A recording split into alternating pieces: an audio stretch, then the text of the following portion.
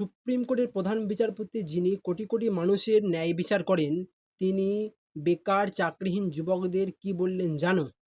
Cockroach অর্থাৎ আরশোলা। I understand.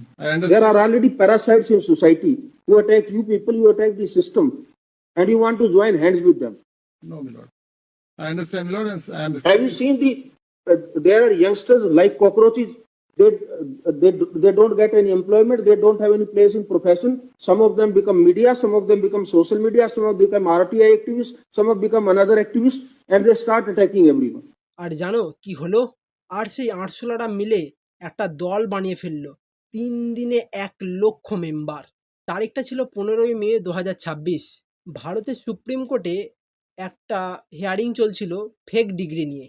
সেখানে সিজিআই অর্থাৎ চিফ জাস্টিস অফ ইন্ডিয়ার সূর্যকান্ত বলেন, এরা সমাজে পরজীবী, কাজ নেই, চাকরি নেই, তাই সাংবাদিকতায় ঢুকছে, আরটিআই করছে, এরা হলো আরশোলার মতো। ভাবো একবার, দেশের সর্বোচ্চ বিচারপতি যিনি সংবিধানের রক্ষক, তিনি বেকার যুবকদের কি বললেন? আরশোলা। যারা সাংবাদিকতা করছে তাদের বললেন পরজীবী। ইন্টারনেটে আগুন লেগে গেল। 24 ঘন্টার মধ্যে অভিজিৎ দীপকে নামে একজন তরুণ বুস্টন ইউনিভার্সিটিতে পড়ে, টুইটারে একটা অ্যাকাউন্ট খুললো আর নাম দিল ককরোচ জনতা পার্টি। আর It all came out.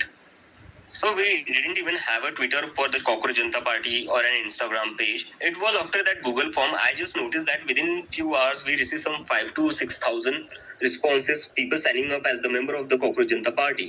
So that made me think, okay, now here's the time we could actually start a new handle with the name of Cockroach Janta Party. And on Twitter we instantly got some 10,000 followers within 12 hours. And then we were like, okay, we also need to start Instagram.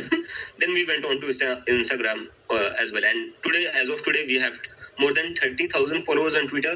And on Instagram, we have crossed 3 lakh followers within 48 hours. And the member post করলো সিজিপিতে join করতে হলে এলিজিবিলিটিগুলো হলো: 1 নম্বর কর্মহীন বেকার, 2 নম্বর অলস বা lazy, 3 নম্বর ক্রমাগতভাবে social মিডিয়াতে active থাকা, 4 পেশাগতভাবে ক্ষোভ প্রকাশ করতে পারা। 24 ঘন্টায় 15,000 ফলোয়ার আর 3 দিনে 1 লক্ষ সাইন আপ। টিএমসির এমপি মহুয়া মৈত্র বললেন, আমিও জয়েন করতে চাই। মানুষ আরশোলা শব্দটাকে অপমান হিসেবে না নিয়ে সম্মানের প্রতীক বানিয়ে নিল। কিন্তু এখানে একটু থামো, সিজিপি কি একটা মিম, একটা জোক? না, একদমই না। আর যখন দেশের প্রধান বিচারপতি তাদের পরজীবী বলে, তখন সেই তরুণরা হাসতে হাসতে বলে, আচ্ছা ঠিক আছে, আমরা আরশোলাই। আর আরশোলা কখনো মরে না। সিজিআই সূর্যকান্ত পরে বলেন, আমার বক্তব্য ভুল হয়েছে। After the remark, the cockroach remark became a big controversy for the Supreme Court. Well, during the hearing yesterday, it was a hearing regarding a petition that had been filed challenging the Delhi High Court system for appointing senior advocates. And in that hearing, the Chief Justice of India had flagged several issues regarding bogus advocates and had said that these also consider. কিন্তু ততক্ষণে যা হওয়ার হয়ে গেছে, ক্ষতি হয়ে গেছে, রাগ জমে গেছে, আন্দোলন শুরু হয়ে গেছে। এটা এখন শুধু মিম না, এটা একটা মুভমেন্ট হয়ে উঠেছে।